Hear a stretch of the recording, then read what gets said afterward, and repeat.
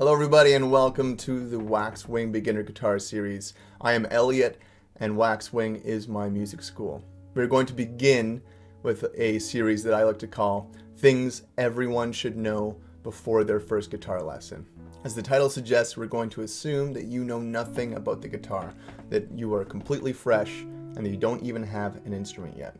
We're going to cover what kind of guitar you should have, whether you should buy or rent, what guitar accessories we should have, naming the parts of the guitar, our fingers and how to tune the instrument, how to read tablature and chord charts, how to go about practicing, learning our first scale and song, and much, much more.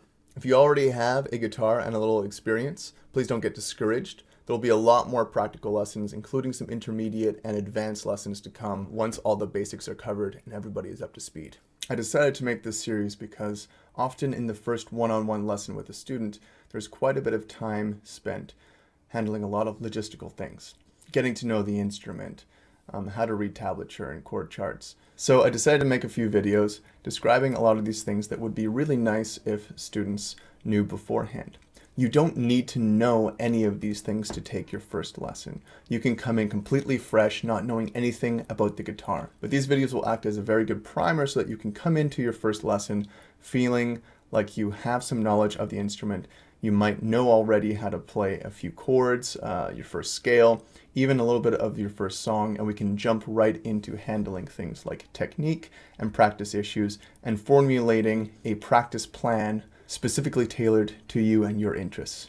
This video will focus on what kind of guitar to learn on, but first, we need to ask ourselves a few questions. I recommend having a notebook ready that you can write down your answers to these questions and that you can use to take notes on the rest of this video and the remainder of this series. This notebook can also double as your practice log or your guitar journal, but more on that in a later video. First question, why are you learning the guitar? This is a very important question. Why are you learning the guitar? What drew you to this instrument? You can write down many things if you want. You can write down one thing, but you should know why you're starting to learn an instrument. Second question, what are your musical influences or music tastes? You can write down a bunch of different bands, some songs you like, maybe your parents really were into music. This will also help us kind of gauge what kind of guitar that you should start on.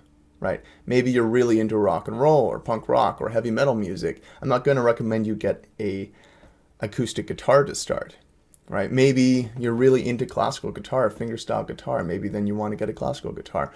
Or maybe you're really into folk music or bluegrass or something like that, or country music. Then you can start on an acoustic guitar. But these things will help us gauge what kind of instrument you want to start to learn on so that we can gear things towards your interests. Third question, do you have any history of learning music?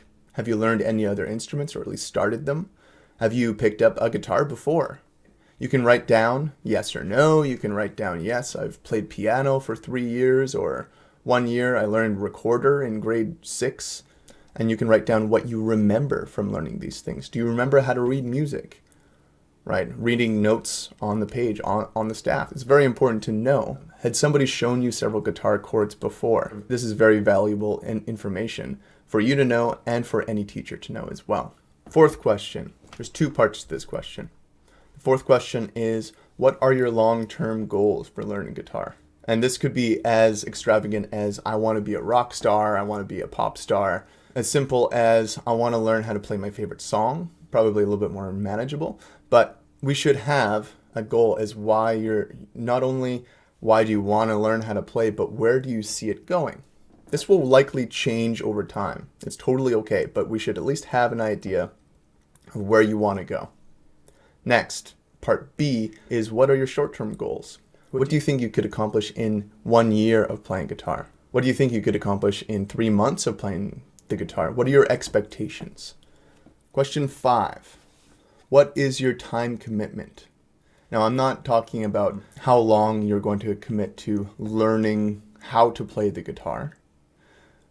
Usually once we start learning an instrument, this can become a lifelong process. You can become an expert, but you're never done learning. What I mean by this is, how many days per week are you going to commit to practice, and how much time during those days are you going to commit to practice? This could be 5 days a week at 10 minutes per day, or 6 days a week at 20 minutes per day, or 7 days a week, so every day at 30 minutes per day, right?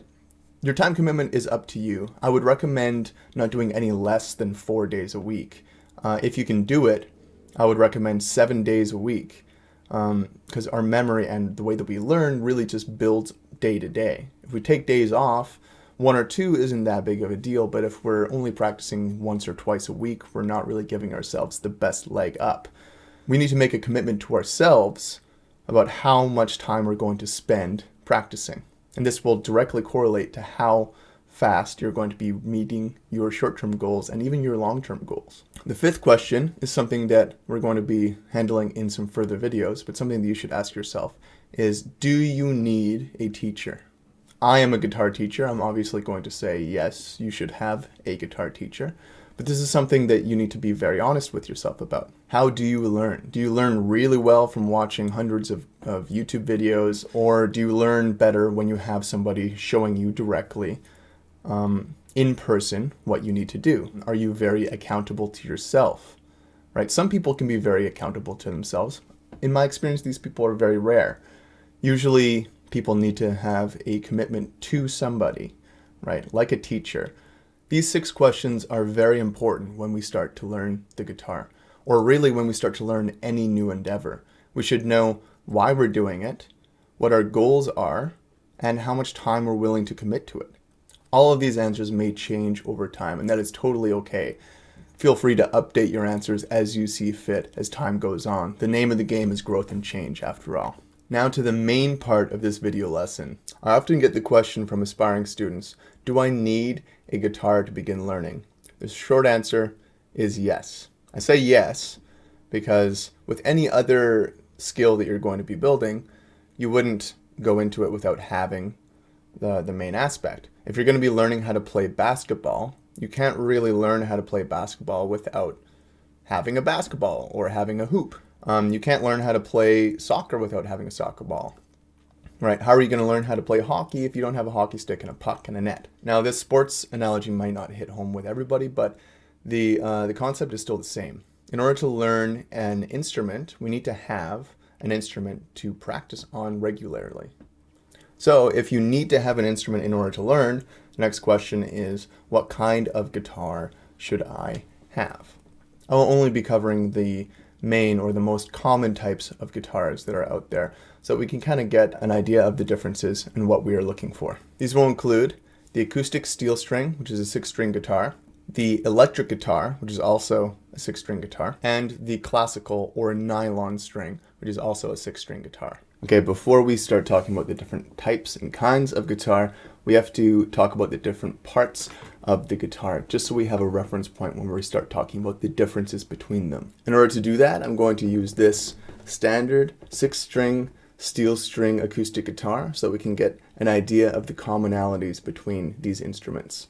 First of all, we have the headstock. Headstock usually looks like this, or if you're playing an electric guitar or something, you can have many different shapes and many different arrangements of these tuning heads. Which brings me to my next point. These right here are called tuning heads or machine heads. They alter the tuning of the strings, right? This is how we change the tuning of our guitar, which is very important to know how to do. We're going to handle that at the end of this video. Next, right here, we have the nut. Now the nut holds the strings in place before they get to the tuning heads. Next, we have the neck of the guitar. Now the neck is actually this whole piece right here. Sitting on top of the neck is the fingerboard or the fretboard.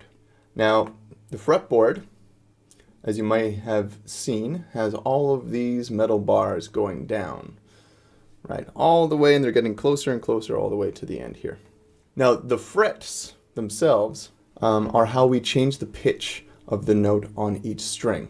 They allow us to shorten the string. This is the string played open.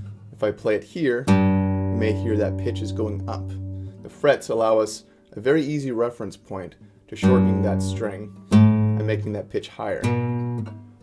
Instruments like the violin or cello have necks and strings, but they don't have frets, so they're fretless instruments, and it's a lot harder to keep those notes in tune. You have to do it completely by feel and ear.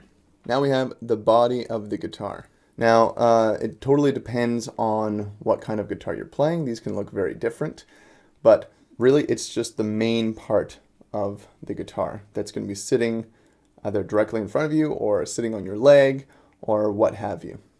Now, in the body, we have the sound hole. The sound hole is where the vibration of the strings gets reverberated and is projected outward. This is how the acoustic guitar gets its volume. An electric guitar, on the other hand, will have pickups, and that's a whole different story. It usually doesn't have a sound hole unless you're playing a hollow body electric. So next we have this plastic thingy right here, which is called the pick guard. It protects the body of your guitar if you're picking wildly, which we want to try to avoid doing so much, but if you're picking wildly, then this pick guard will protect the wood of the guitar, and it'll just scratch up this plastic piece. And you can get replacements for these as well if it gets completely destroyed, which I doubt will ever happen. Next, we have the bridge. The bridge looks like this on an acoustic guitar. On electric guitars and classical guitars, it might look a little bit different, but that's okay. It's simply where the saddle right here attaches to the body of the guitar. Now the saddle is this plastic piece on the acoustic guitar. Again, on other instruments it will look a little bit different, but the saddle holds the strings in place so that we get this nice, clean tone in between the 2 points of contact. Now these pegs right here on an acoustic guitar are what hold the strings in place. Right? Without these, the strings would not have anything to attach to. Now there are things like this on many instruments, which are just a strap holder. So if you have a strap, there's usually a hole on one side, and you can pop it right on there. And for an acoustic guitar, you can tie it to the headstock, or sometimes there's another one right here at the heel. This one does not have that. Okay, so that's the main parts of the guitar, and we're going to start looking at the different types and talk about some of the differences. So the first guitar on our list was the acoustic steel string. This is the guitar I used to demonstrate the different parts of the guitar. This is a pretty standard acoustic steel string. This is probably in the mid to low price range for an acoustic guitar. $200 to $400 will get you a decent one. If you're going to be learning the acoustic steel string, this is probably the kind of price range you're going to be looking at. You want to have an instrument that you want to play. You want to have one that will sound good even as you start to improve. You don't want to quickly outgrow your instrument, right? Which often happens with some of the very cheap instruments. This is likely something that you're going to be playing almost every day. You're going to be spending a lot of time together, so you want to like the instrument. It's got to sound good. It's got to make what you are playing sound good as you improve. Acoustic steel string guitars are often used for things like folk music, bluegrass, country, but are also used in rock. It can be used in any genre as well.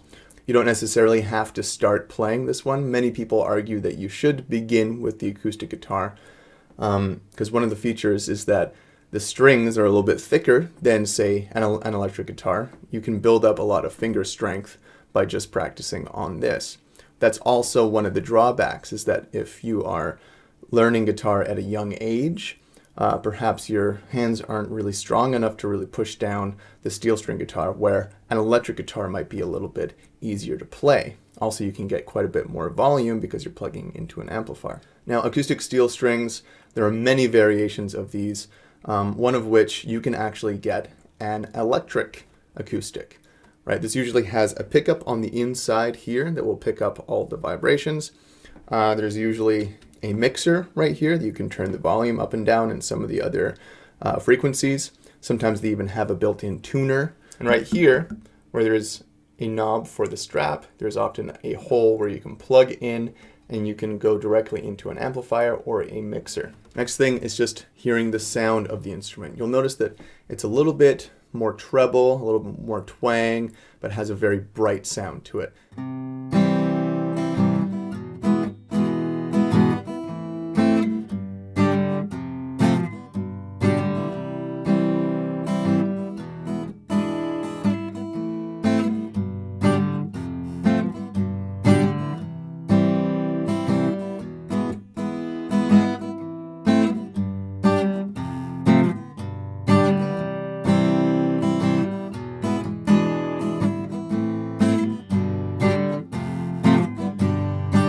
moving on to the electric guitar. This is my electric guitar. It's a Fender Jaguar. As you can see, it looks quite a bit different from the Yamaha acoustic. Several things to note: the headstock up here, whereas the Yamaha had 3 pegs on either side. This has a little bit of a funky shape here. It's the classic Fender headstock design, and it has all 6 pegs up here on the top. Now, this doesn't go for all electric guitars. Some of them have a very similar shape to the Yamaha. 3 on each side. Sometimes there's 4 on one side, 2 on the other, and so on and so forth. As you can see, the neck looks largely the same. It might have a few extra frets as the acoustic steel string. I believe the Yamaha had about 21 frets. I believe this one has about 22.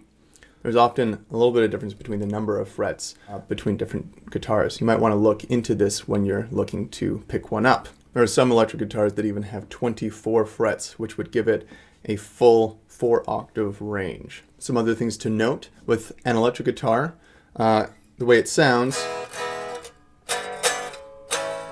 that's how it sounds when it's not plugged in, right? So it's very quiet, whereas the acoustic steel string had quite a bit of volume just on its own. The electric guitar usually requires amplification. That would mean that it would require an amplifier, right? So this is an additional cost. There are some packages where you can get a little practice amp with the guitar and whatnot. These sometimes are worth it, sometimes not. You just have to shop around. I would recommend, if you're going to get a beginner package, I would go with the Fender Squier series. The Squier series is a less expensive version of Fenders, so they're usually in the $100 to $300 range. They work great for people who are beginner guitar players and want to learn the electric guitar. Other things to look at: the electric guitar does not have a sound hole, right? Whereas some will have maybe some F holes here and whatnot, sometimes even a sound hole in the middle. Those are hollow body electrics, but they still work pretty much the same as an electric guitar. Electric guitars have these things, right? These are called pickups. Now, pickups, what they are, they have a series of magnets here, which pick up the changes in the electromagnetic field around each string. Since the string is made of metal, it has a magnetic field it's giving off. The pickups translate that into a signal, send it out right here out of the jack, and this patch cable goes directly to your amplifier down here, which then takes that signal and makes it louder. Other things to look at: this guitar is pretty unique in that it has a whole host of different switches and knobs up here, but usually you'll have 1 or 2 pickups. Sometimes guitars have 3 pickups, but if you have 2 pickups, you'll have 1 switch up here, which changes between them. Sometimes you can have either the bridge pickup or the neck pickup or both on at the same time. This will change the tone of the guitar, right? What kind of frequencies it's picking up. This one specifically, if I click this switch up, it'll be in the neck pickup position. This will have a little bit more of a rhythm, bassy sound to it.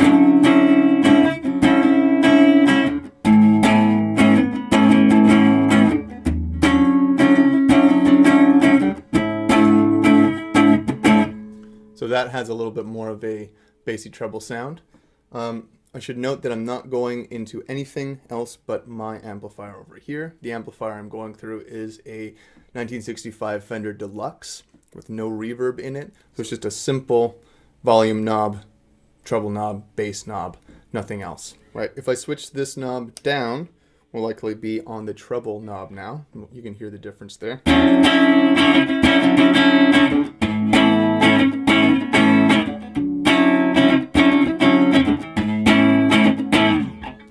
Right, so there's a lot more of the high end, is a little bit more piercing, right? And with the electric guitar, you can add a whole lot of effects using effects pedals and whatnot. This gets very expensive very fast. So I would recommend, as a beginner, that you have an amplifier that maybe has a few built-in effects. I would not recommend this for more advanced players. The further you get into playing guitar, the more you want direct control over those effects that you're going to be playing with. But in the meantime, You can use a practice amp that maybe has a distortion setting or an overdrive setting, or you can pick up a simple distortion pedal like a Boss DS1 or a Boss Overdrive that could run you anywhere from $40 to $60, and you can get very far just with that. I should add that you would need 2 patch cables going into there and an extra outlet to power that pedal itself. Other features, this one has a volume knob where you can turn on or off the volume or vary the volume of that specific pickup. Right, these switches down here switch which pickups are on at any given time, and this is only available when you're in the treble setting. Other guitars have many different features like that. 2 knobs down here, one is for tone control and one is for volume control of the bridge pickup, the more treble sounding one. What kind of electric guitar do I recommend? It's totally up to you and your taste, but a really good beginner guitar would be like a Squier Stratocaster. Squier is made by Fender, as I mentioned earlier, and the Stratocaster is their kind of a baseline model. It can do quite a few things. It's a standard looking electric guitar. Another company that I could recommend is Epiphone. Epiphone is a subsidiary of Gibson, so it's their less expensive, less professional series of the Gibson guitars, and they have, the SG style guitar, the Les Paul style guitar, the Flying V style guitar, all in their Epiphone series as well. These make for great beginner guitars, and they can go for, maybe between $300 and $800, depending on what kind you are getting. In future videos, I'll be going further into effects stacking and all the different sounds you can get with many of the different effects pedals. But for now, we're just going to leave it at the electric guitar and the amplifier. And last, but certainly not least, we have the classical nylon string guitar. You may have seen a guitar looking like this before. They're a little bit less common than electric and acoustic steel strings, but they are still fantastic instruments. Now, the main differences you might notice right off the bat of the classical nylon string, just aesthetically, is the headstock looks quite a bit different. Right, the headstock is a little bit more straight. It has these holes in it and these crossbars here. So the strings are wound in a different way. And actually, the tuning pegs go backwards out of the headstock. It's just an aesthetic change. Doesn't really change the tone of the instrument. Something else to note is that the neck and the fingerboard here are quite a bit thicker than the last 2 guitars. It may be a little bit more challenging to play if you have smaller hands right off the bat. It doesn't mean that you won't be able to learn, but it's just something to note. The strings are therefore spaced a little bit further apart and can be a little bit more challenging to make some reaches. Next thing to notice, down here at the bridge, the strings are not held in by these pegs, they're actually tied on. It makes string changing a little bit more challenging, but I'll have videos in the future covering this. This one, you might notice, is an electric acoustic guitar. It has a mixer built in here, it has a little spot for a 9-volt battery, and it has a built-in tuner as well. It also has a jack for a patch cord to go in, so that can be plugged directly into an amplifier or a mixer as well. Next thing we might notice is that the strings are not nickel or steel. The bottom ones here are actually made out of a nylon plastic, right? So they're a clear plastic here, whereas these ones are nylon wrapped in silver. The strings being made out of nylon is simulating the fact that a few hundred years ago, they used to make strings for stringed instruments out of animal gut. So it's a little bit nicer that it's made out of a plastic. The next feature of the nylon strings is that it has a more mellow tone than the acoustic steel string.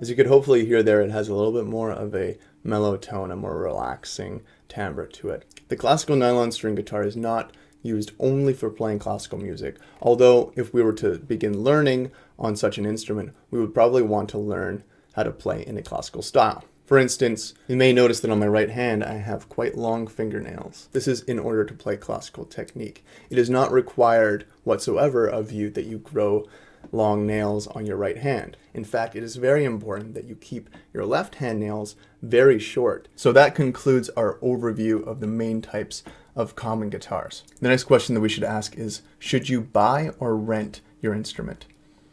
Now, renting a guitar is completely fine, right? There are many music stores around. Here in Canada, the prominent ones are Tom Lee and Long and McQuaid, and I would recommend going to Long and McQuaid. Long and McQuaid has many great deals at renting any type of instrument. You may have to keep in mind that if you're renting an instrument and it gets damaged at all, then you may have to pay a little bit of extra money. The benefit to renting is that you can try out a certain guitar, you can try out learning guitar even, or several different kinds of guitars before you commit to buying one. In any case, I would always recommend eventually owning your own instrument. Now, whether you buy brand new or you buy secondhand is completely up to you as well. A great thing about buying an instrument new is that at some of these big stores like Long and McQuaid here in Canada, they offer financing programs where you can put a down payment and then you can start to pay off your instrument month by month. So it's almost like you are renting it, but you effectively own it by the end of whatever period you set up to pay it off. And that can be as small an amount as $20 a month, sometimes even less. This can also assist you in financing a lot of the other accessories that you may need to begin learning the guitar without having to spend several $100s all at one time. The benefit to buying secondhand is that you can often get an instrument for quite a bit less than what it would be sold for brand new in a store. The main drawback of buying secondhand is that you usually have to pay for the entire instrument up front, which is not a bad thing, but if you're unhappy with the instrument, often you don't have the opportunity to return it. As far as price range goes for your first instrument, I wouldn't spend anything less than $150, and I wouldn't spend any more than $500 on your first guitar. It doesn't matter how much money you are willing to spend on your first instrument, I would not spend more than $500. Okay, we made it through. I know this was a long episode. There was a lot of information to cover, and you all did great to make it this far. So I will see you next time in the next video.